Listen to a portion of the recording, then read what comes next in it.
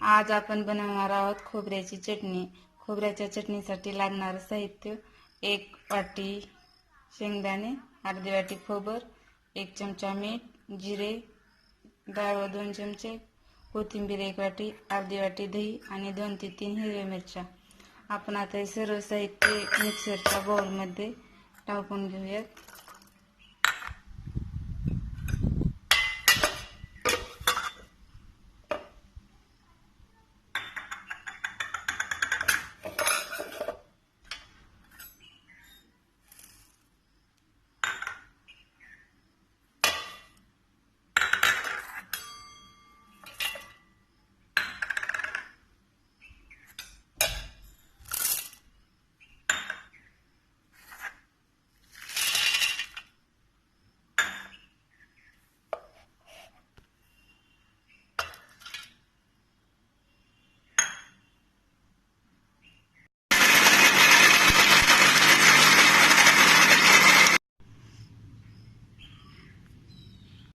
मिक्सरमध्ये बारीक वाटून घेतलेला आहे. आता याला तडका देण्यासाठी लागणारं साहित्य: जिरे, मोहरी आणि लाल 2 सुक्या मिरच्या आणि तेल. आता आपण गॅसवर गरम करायला ठेवलेलं आहे पातेलं. त्यामध्ये 2 चमचा तेल टाकूयात.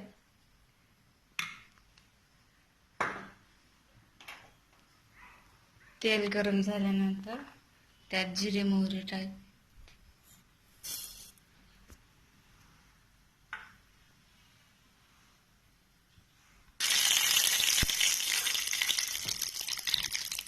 सुक्या मिरच्या टाकूया.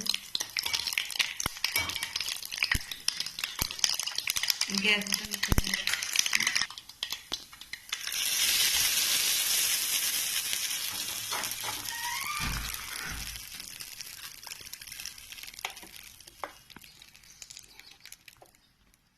ही चटणी आपण इडली सोबत, मेदूवड्यासोबत, आप्यासोबत खाऊ.